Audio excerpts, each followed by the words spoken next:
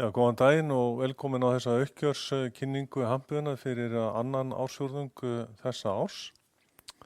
Ég heiti Hjörtur Ellensson og hjá mér situr Emil Viðar Eyþórsson, fjármálastjóri. Ég ætla að byrja með eins og áður að fara yfir helstu atriði í starfseminni á þessu tímabili, öðrum ársfjórðungi. Og vildi að við gætum að vera að sýna aðeins meiri sölu en salan hún gaf aðeins eftir á þessum öðrum ársfjórðungi. Þannig að salan á öðrum ársfjórðungi þessa árs, samanborið við sama ársfjórðung síðasta árs, var 6,2% lægri og EBITDA ársfjórðungsins var 13,6% miðað 14,3% á sama tímabili í fyrra. Ef við lítum á fyrri hluta ársins þá salan 0,6% lægri því fyrsti ársfjórðungur var í raun ágætur og EBITDA hlutfallið er 12,2% á móti 12,8% á sama tímabili í fyrra. Hagnaður á þessum ársfjórðungi var rúmlega 5,4 milljónir evra samanborið 5,7 milljónir á sama tímabili í fyrra.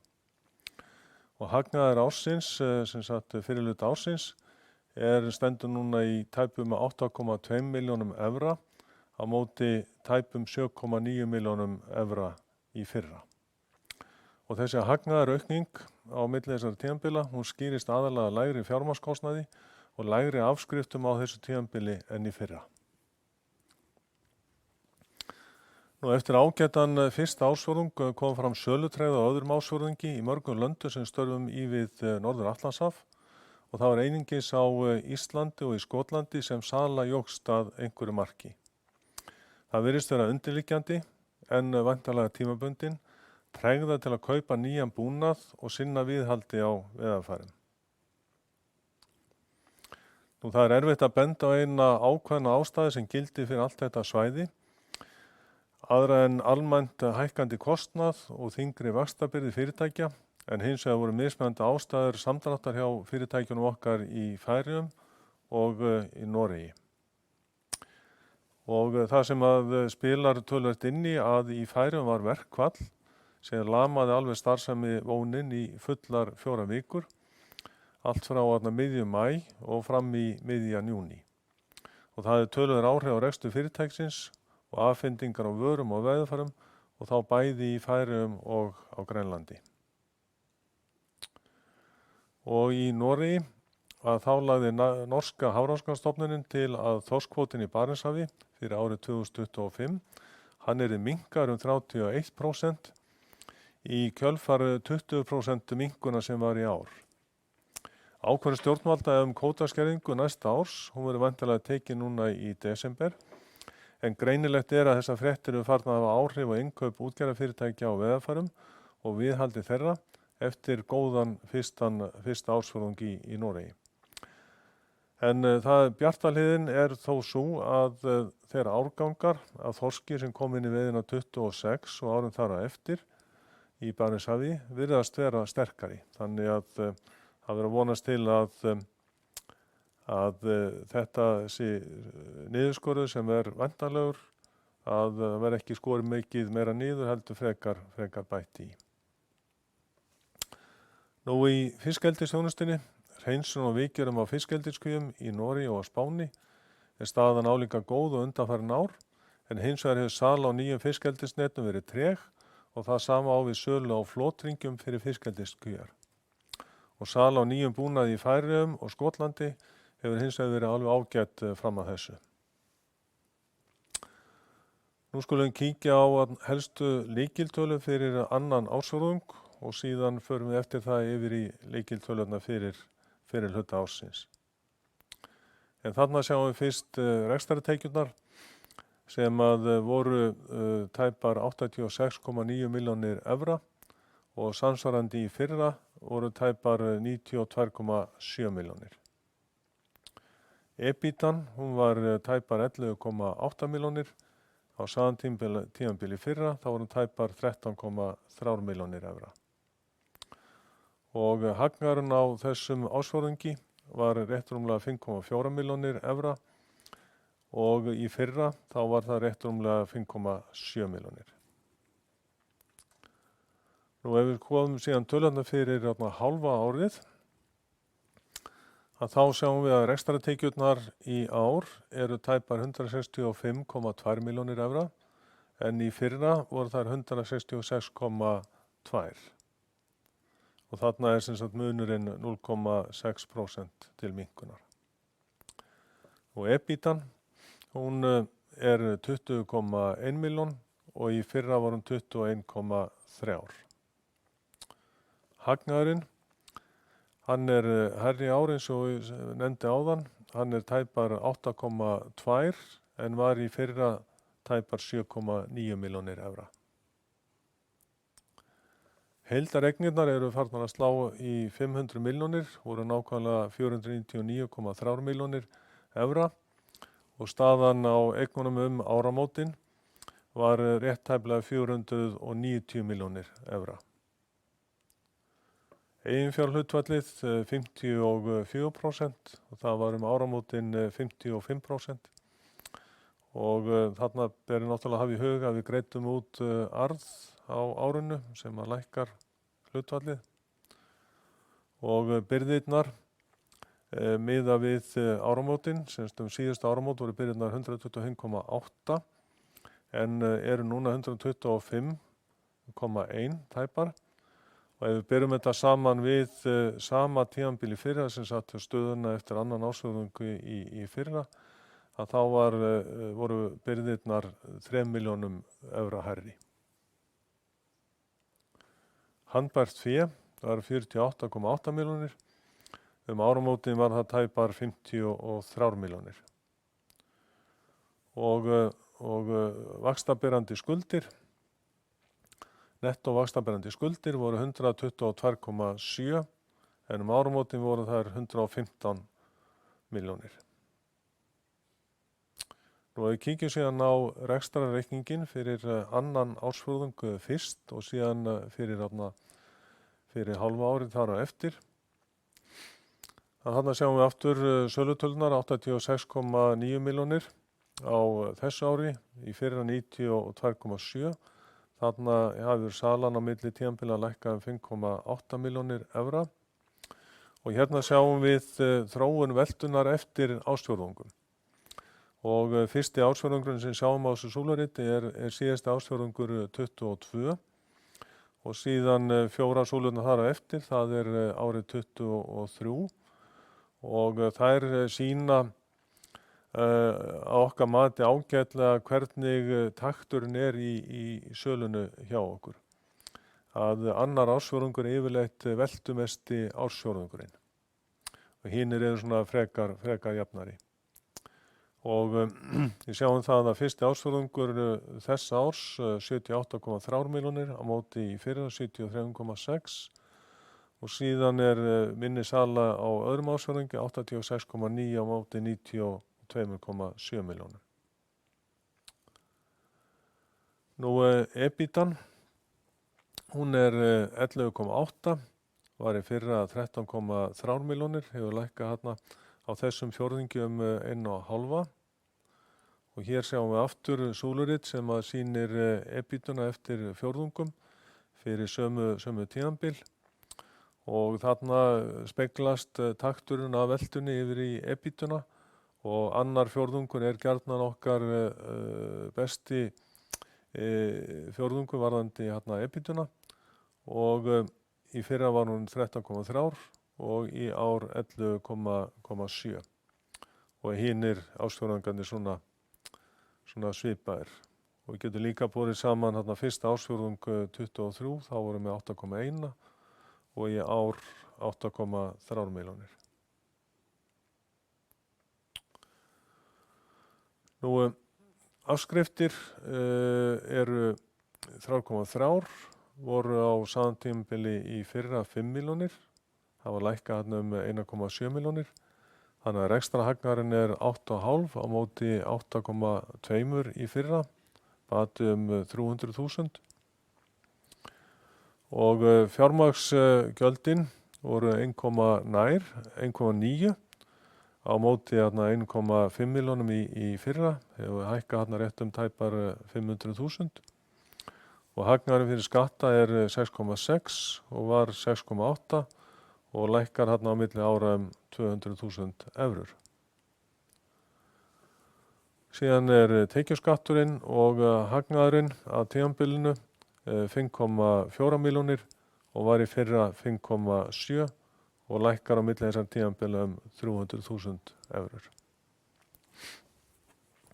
Og þarna sjáum við hagnaðinn eftir ársfjórðungum, sömu tímabil og fyrsti fjórðungur 23 var 2,2, í ár er hann 2,7, annar fjórðungur í fyrra 5,7 og er núna 5,4.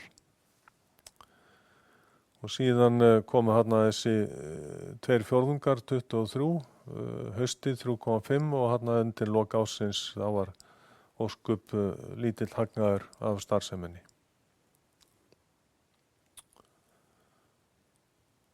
Sem er kannski ekki hægt að segja þessi eðlilegu taktur hjá okkur. En ef við kíkjum síðan á hálfsárs uppgjörið, að þá er salan á fyrri hluta ársins 165,2 milljónir, var 166,2, lækkar 1,1 milljón evra. Og beinn framleiðslukostnaður, hann hækkar aðeins á milli ára 500.000. Þannig að framleiðin verður 49,5 en var 51,1, lækkar 1,6 og framleiðaprósentan er 30% á móti 30,7 í fyrra. Nú rekstrakostnaðurinn, hann er hins vegar lægri í ár heldur en í fyrra, 29,4 á móti 29,8, munar 300.000 evrum og þetta sýnir þá EBITu upp á 20,1 milljón og á móti 21,3 í fyrra eða 1,2 milljónum evra lægri. EBITu-prósentan er núna fyrir hluta ársins 12,2% en var 12,8% í fyrra. Og þarna sjáum við afskriftirnar í ár 6,9, voru á sama tímabili fyrra 8,2, hafa lækkað 1,2 milljónir og rekstrarhagnaðurinn kemur út eins á milli ára 13,2 milljónir. Og síðan koma fjármagnsgjöldin sem eru lægri í ár heldur en í fyrra, 3,3 á móti 3,6. Hagnaðurinn fyrir skatta 9,9 milljónir í ár, var 9,6 í fyrra. Tekjuskatturinn svipaður á milli þessara 2,5 ára og hagnaðurinn enda sem 8,2 milljónir í ár en var 7,9 milljónir í fyrra eða munur upp á 300.000. Og síðan höfum hér greiningu á hvernig EBITan hefur þróast ásamt hagnaði og sjóstreymi og Emil Viðar hann ætlar að taka við og fara í gegnum þessar brýr. Við ætlum að byrja á því að fara yfir EBITDA-brúna sem að sýnir sem sagt breytinguna frá EBITDA fyrri helmings 2023 í EBITDA fyrri helmings 2024. Og tekjurnar eru að lækka tæpa 1,1 milljón. Framleiðslukostnaðurinn hann er að aukast tæpar 500.000 evrur. En rekstrarkostnaðurinn er að minnka 300.000 og þessar breytingar sem sagt skýra hreyfinguna frá 21,3 milljónum á árinu 23 í 20,1 á árinu 24. Síðan sjáum við hérna hagnaðarbrúna, þar sem að við förum úr hagnaði fyrri árshelmings 23 í hagnað fyrri árshelmings 24. Þar sjáum við að EBITan er neikvæð lækkar 1,2 milljónir. Afskriftirnar er að minnka 1,2. Fjármagnsgjöldin eru minni sem nemur rétt tæpum 900.000 en gengismunurinn er hærri til gjalda upp á 600.000. Tekjuskatturinn er að breytast 28.000 til í aukinn kostnað en hlutdeildarfélögin að skila 70.000 meira og þetta skýrir sem sagt breytinguna frá 7,9 milljónum í hagnað á fyrri árshelming í 8,2 tæpar fyrri árshelming ársins 24. Hérna sjáum við síðan sjóðstreymisbrúna sem að sýnir hvernig við förum úr handbæru fé í upphaf árs á 53 milljónir evra tæpar í stöðuna eins og hún í lok júní. EBITan kemur hérna inn 20,1 milljón. Það jákvæð sjóðstreymisáhrif af rekstratengdum eignum og skuldum upp á rúma 1 milljón evrur. Vextir, skattar og innborgaðar arður neikvætt upp á 7,7 milljónir tæpar.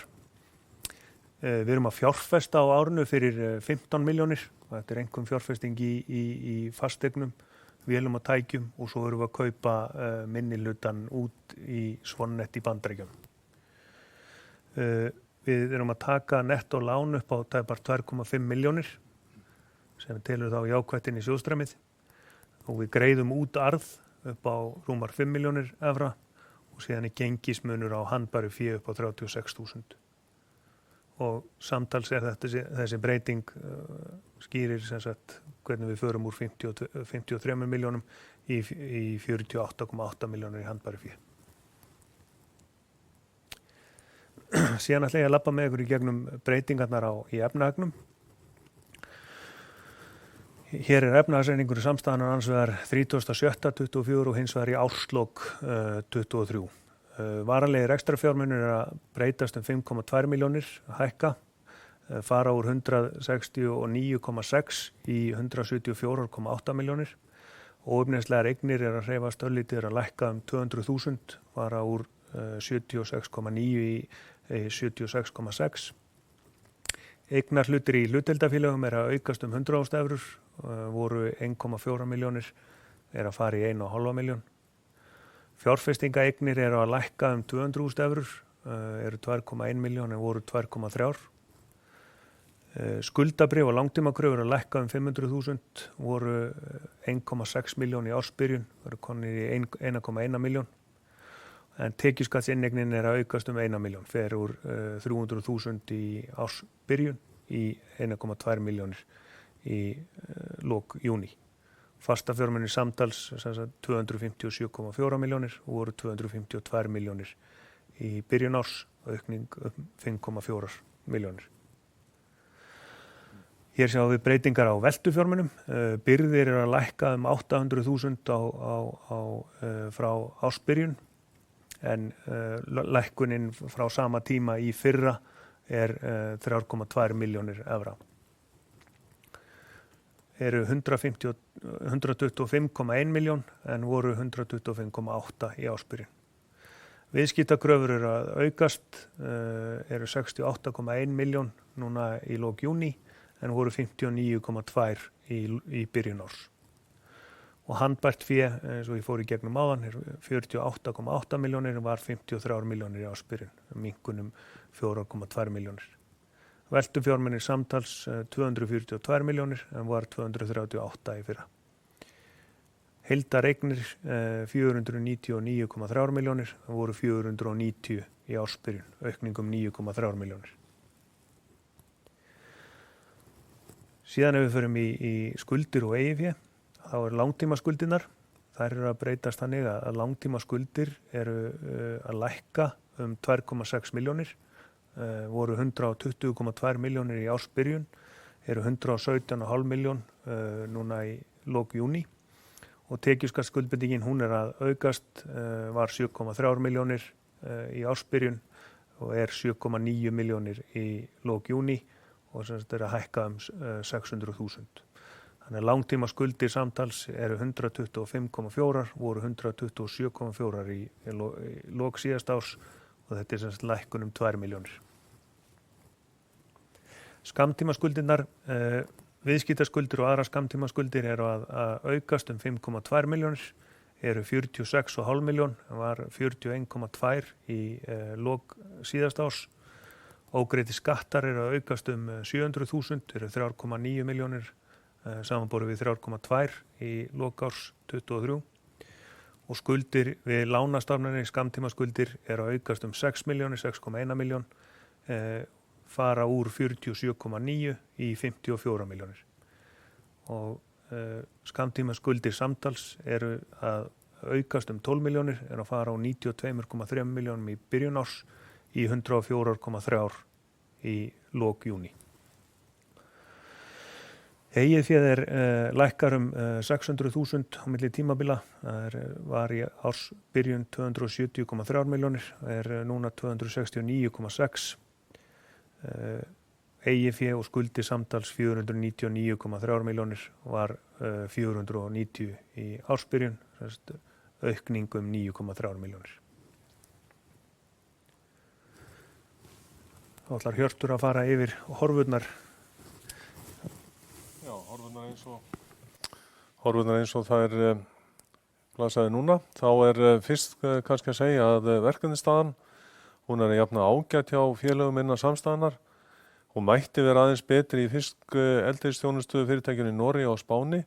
Hvað varðar sölu á nýjum búnaði, en öll þessi viðhaldsvinna sem sagt að taka við kvíum, þvo þær, gera við og bera aftur í, að það eru ágætisverkefni sem liggja þar fyrir. Nú, við erum stöðugt að vinna að frekara hagræðingaraðgerðum og þá sérstaklega hjá Mörunótt Aquaculture í Noregi. Það sem við þurfum að aðlaga reksturinn og afkastagetuna betur að þörfum markaðarins. Nú, þetta ekkert nýtt verkefni, þetta verkefni sem að við höfum séð allan tíman og þegar við keyptum Mörunótt, að þá sagðum við að þetta væri verkefni sem myndi taka okkur 5 ár að ná fullum tökum á og þetta hefur gengið alveg prýðilega. Og við erum búin að gera töluvert miklar breytingar eins og sýnt áður, en það þarf að gera meira og betur og við erum að vinna mjög ákaft að því.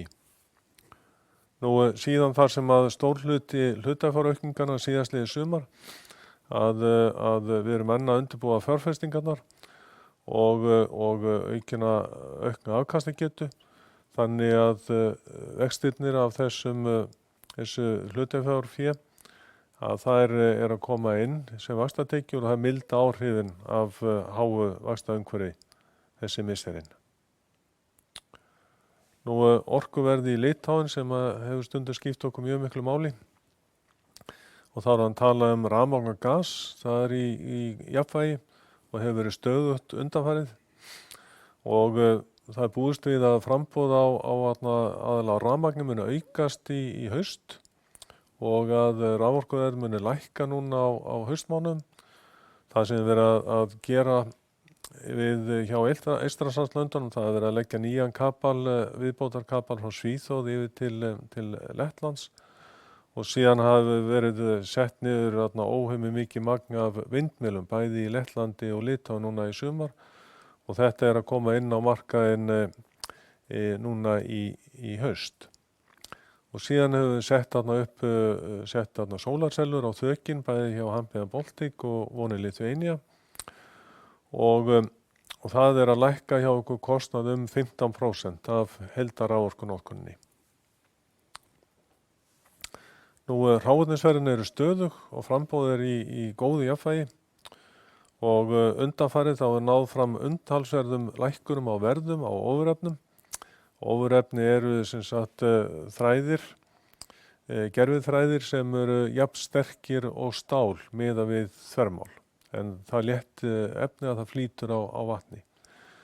Og við erum komið með nýjar tegundir af köðlum og netum og þetta hefur aukið samkeppnishæfnina í ofurtófum umtalsvert mikið hjá okkur. Nú í ágúst, núna rétt bara Verslamannahelgina, að þá gengum við frá kaupum fyrirtækinu Fisk Protection, en það fyrirtæki sem að framleiðir og selur lúsapils fyrir fiskeldiskvíar og hefur 80% markaðshlutdeild í Noregi. Veltan hjá fyrirtækinu var 8,4 milljónir í fyrra og EBITDA var 1,6 milljónir evra. Og við komum til með að taka yfir reksturinn frá og með byrjun september þegar að kaupin eru að fullu gengin í gegn sem að gerist væntanlega í næstu viku. Nú, Wood, rekstur Wood sem dótturfyrirtæki Hampunar og í 68% okkar eigu. Við ætlum að skipta því upp í sölu á beitu fyrir línuveiðar og síðan rekstrarvörur. Nú, rekstrarvöruhlutinn hann færist til Hampiðan Ísland og við leggjum þann hluta við rekstrarvörudeildina sem þar fyrir. Síðan erum við að huga að því að samþætta rekstur Mörunótt Ísland við Hampiðan Ísland og það mun gerast frá byrjun október. Og af þessum tveim sameiningum þá hlýst töluverð hagræðing sem bundin hér við Ísland. Nú í Danmörku að þá erum við nýtt og glæsilegt 4.800 fermetra netaveiðistæði Kosmos í Skagen. Það tilbúið og starfsemi í því þegar hafin. Þannig þetta það helsta svona horfurnar framundan og nú það spurning hvort að við höfum fengið einhverjar spurningar á netinu eða hvort að þið hafi einhverjar spurningar hér í salnum.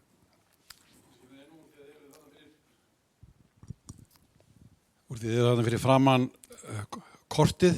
Já. Maður horfir kannski, ég segi bara 10 áfram í tíman. Svo maður búast í að þetta svona að nálarnir eða pinnarnir þéttleikin verði nokkurn veginn á sama stað. Þetta sé að starfsemi verði að meginstofni svona á norður hjara veraldar, sem svo stundum sagt. Já, það eru tveir þriðju af veltun okkar hefur gjarnan bundni við norður Atlantshaf. En ég held að ef við lítum okkur ár fram í tíman þá held ég að þessum punktum komið til með að fjölga. Við erum að vinna því eins og sýndum með fisk í Noregi og það eru fleiri tækifæri sem við erum að huga að og verða kannski að raunveruleika á einhvern tíðan á næstu árum.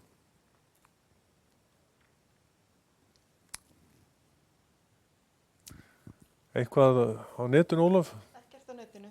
Já. Einhverja fleiri spurningar sem við getum svarað? Já, ég meina hérna spurningu varandi þessar áform ykkar fjárfestingar í byggingum hérna í Litáen. Já. Eitthvað svona sagt aðeins meira til þau plön? Já, það sem við erum að gera að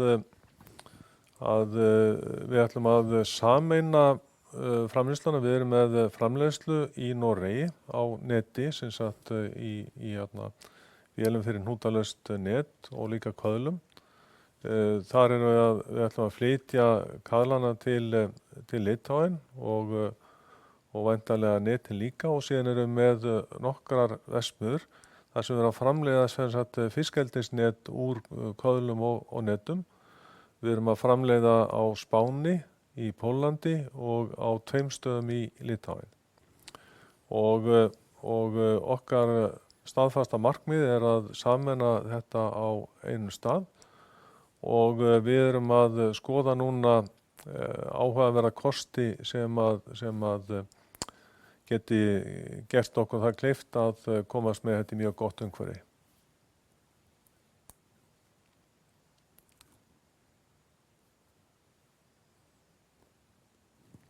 Einhverja fleiri spurningar?